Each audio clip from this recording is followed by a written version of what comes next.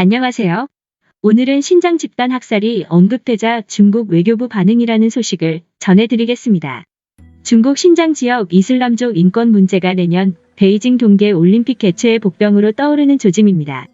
조 바이든 미국 행정부가 신장 사태를 집단 학살 문제로 본다는 강경 입장을 내놓으면서입니다.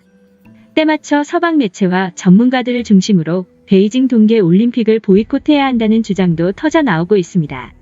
토니 블링컨 미 국무장관은 취임 당일인 27일 첫 기자회견에서 신장 지역 외유월 무슬림들을 상대로 집단 학살이 자행됐다는 것이 내 판단이며 이는 변하지 않을 것이라고 말했습니다.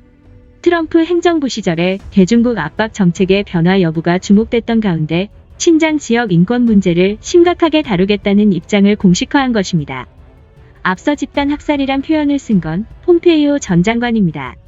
그는 퇴임 전날이던 지난 10일 공산당의 지시와 통제 속에 중국이 신장 지역에서 외유월족과 다른 소수민족을 상대로 집단 학살을 저질렀다는 결론을 내렸다며 중국 공산당 정부는 100만 명 이상의 민간인에 대한 임의구금과 고문, 심각한 신체적 자유 박탈과 민족과 종교 집단을 파괴하는 행위가 이루어졌다고 맹비난했습니다.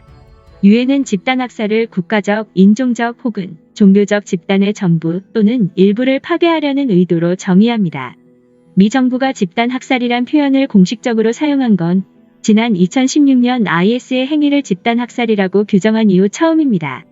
트럼프 행정부에 이어 바이든 행정부의 기조 역시 초반경이란 사실이 확인되면서 신장 문제는 새로운 국면에 접어들고 있습니다. 미 ABC 방송은 집단 학살이란 표현은 중국 공산당 지도부와의 결별을 의미한다고 논평했습니다. 이어 서방 언론에선 베이징 올림픽 보이콧 사태로 이어질 수도 있다는 분석도 내놓기 시작했습니다.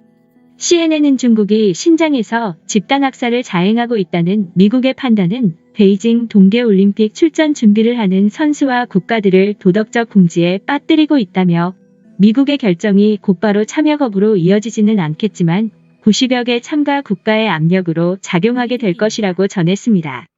실제로 릭 스콧 미 공화당 상원의원 등 12명은 지난해 3월 이미 국제올림픽위원 IOC가 2022년 베이징 동계올림픽 개최 결정을 재고해야 한다는 결의안을 의회에 제출해놓은 상태입니다.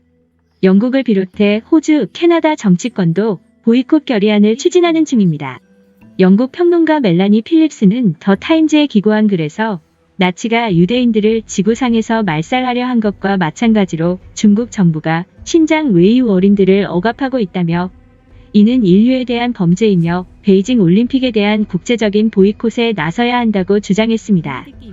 이에 중국 정부는 전례 없이 강경한 어조로 반박하고 나섰습니다. 자오리젠 중국 외교부 대변인은 28일 중요한 사항이니 3번 말하겠다며 중국의 민족말살은 없다고 3번 반복해 말했습니다. 이어 우리는 바이든 행정부가 신장의 안정적 발전 상황을 직시하고 이들의 목소리를 경청하기 바란다며 사실을 토대로 관련 문제를 신중하게 처리하라고 경고했습니다. 이에 BBC 중문파는 중국 외교부는 신장 집단 학살 의혹을 반박하고 외국 인사들을 신장으로 초청하기도 했지만 세부 사항은 공개하지 않았다고 재반박하는 기사를 내보냈습니다.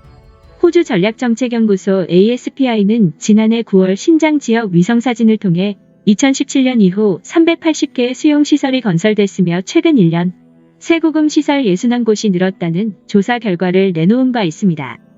오늘의 추천 영상은 중국 호주에 대한 무역 보복 실패입니다. 감사합니다.